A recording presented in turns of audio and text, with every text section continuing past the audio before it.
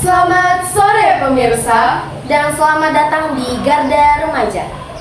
Isu pergaulan bebas yang kini kian kompleks dengan tantangan digital menuntut perhatian serius kita semua.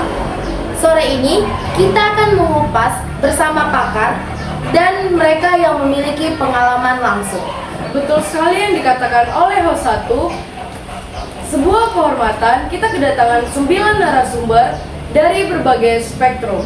Mari kita panggil 5 narasumber pertama. Yang pertama itu ada guru.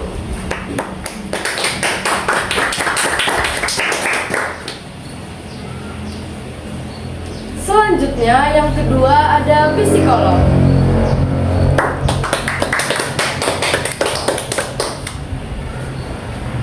Yang ketiga ada orang tua.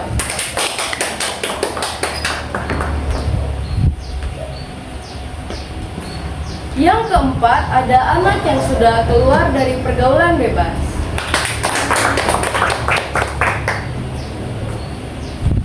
Dan yang terakhir ada anak yang terjerumus ke dalam pergaulan bebas.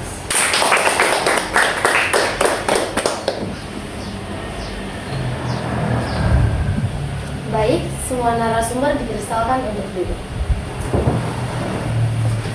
Langsung saja Ibu Guru, sebagai garda terdepan di sekolah, apa gejala pergaulan bebas yang paling mencolok dan mengkhawatirkan saat ini? Terima kasih. Yang paling nyata adalah pergeseran norma di media sosial, di mana perilaku berisiko justru dianggap wajar atau keren. Secara fisik, kami melihat penurunan drastis pada motivasi belajar, sikap apatis, dan maraknya bully yang berakar dari isu-isu asusila. Ini bukan lagi kenakalan, tapi kerapuhan mental yang berujung pada perilaku merusak. Lalu bagaimana dengan orang tua? Saya sebagai orang tua merasakan kecemasan yang luar biasa. Kami merasa bahwa teknologi telah membuat dinding antara kami dan anak kami kian menebal. Bagaimana kami bisa tahu bahwa jika anak kami sudah terjerumus ke dalam pergaulan bebas tersebut? Terkadang nasihat yang telah kami berikan kepada mereka malah dianggap kuno. Bagaimana dengan pendapat Ibu psikolog? Menurut saya, kekhawatiran dari orang tua berupa kecemasan tersebut sangat valid karena perubahan pola tidur, perubahan pola makan, dan lingkungan pertemanan tertutup dan drastis ada gejala awalnya. Anak-anak yang masih kecil sekali dan kurang dihargai di rumah akan mencari afeksi ataupun validasi dari luar untuk mendapatkan validasi instan untuk merasakan apa yang tidak dia rasakan di rumah. Ya, itu poin penting, pencarian validasi. Saudara, Anda berani hadir untuk berbagi? Bisa Anda ceritakan di momen mana Anda merasa terseret dan apa yang sebenarnya Anda cari saat itu? Baik, kita sudah sampai di penghujung diskusi yang sangat berbobot ini. Ibu psikolog, dengan kompleksitas masalah ini, apa call to action paling mendesak yang harus dilakukan keluarga Indonesia saat ini?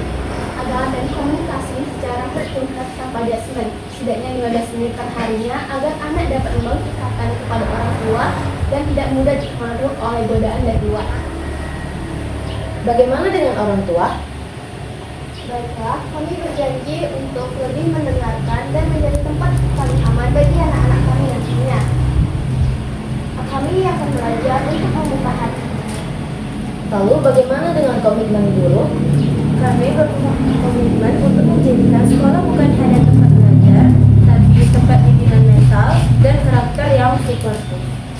Bagaimana dengan pendapat Ananda? Kepada teman-teman yang masih berjuang, jangan takut untuk meminta bantuan. Mungkin untuk memulai hidup yang lebih baik lagi. Saya berharap orang tua dan masyarakat mau memberi kami kesempatan kedua dan tidak lagi melabali kami.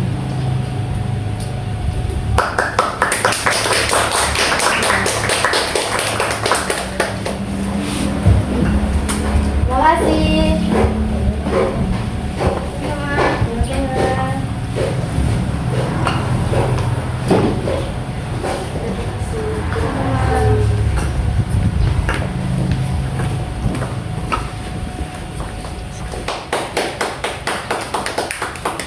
Kita akan bertemu lagi di season kedua. Terima kasih.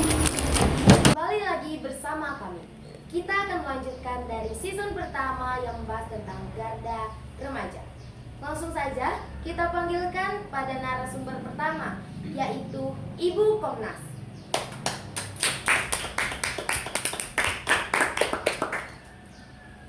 Selanjutnya, yang kedua adalah Ibu Ustazah.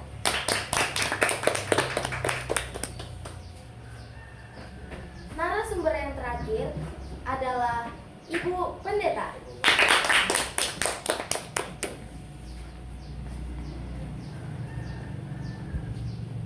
Baik, narasumber, silahkan untuk duduk. Baik, kita langsung saja ke pembahasan.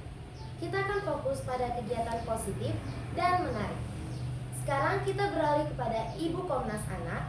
Dalam kasus pergaulan bebas, anak seringkali menjadi korban eksploitasi. Bagaimana Komnas Anak melindungi anak yang terlanjur terjerumus atau menjadi korban? Komnas Anak kami menekankan pendekatan berbasis anak-anak, baik yang terjerumus maupun menjadi korban, harus mendapatkan rehabilitasi, pendampingan hukum, dan pendidikan tanpa stigma. Kami juga mendorong semua pihak untuk menghentikan budaya menyalahkan korban dan mulai menuntut pertanggungjawaban dari para pelaku eksploitasi dewasa.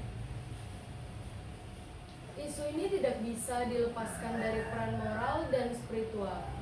Ibu Pendeta, bagaimana ajaran spiritual dapat menjadi benteng yang kokoh bagi remaja di tengah derasnya arus pergaulan? Baik, inti ajaran kami adalah kasih dan harga diri.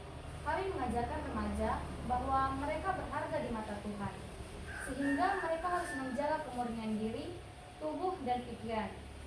Dengan menanamkan nilai self-control atau penguasaan diri dan fokus pada panggilan hidup yang positif, remaja akan memiliki tujuan yang lebih tinggi daripada sekedar kesenangan sesaat. Lalu bagaimana dengan pendapat Ibu Ustazah? Dalam Islam, kami menyebutnya menjaga ifah atau kesucian diri dan haya atau rasa malu. Kami mengajarkan bahwa menjaga kehormatan adalah perintah agama yang akan berdampak pada keselamatan batin. Remaja perlu dididik tentang konsep makam dan pentingnya menjaga pandangan atau melanggar bakat. Sebagai pencegahan awal, agama menawarkan solusi ketenangan jiwa yang tidak bisa dibeli dengan kenikmatan duniawi.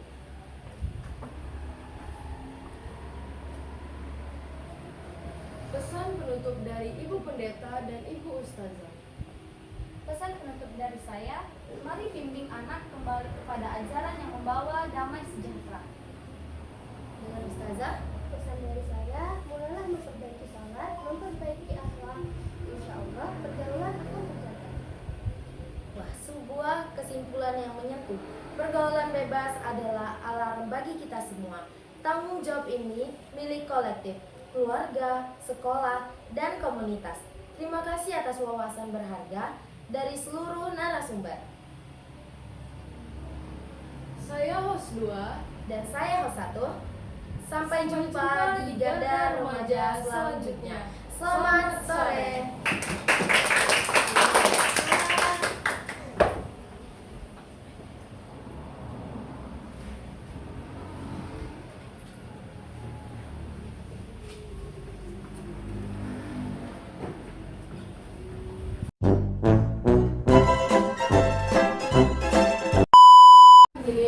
Aku juga mau. Ini apa?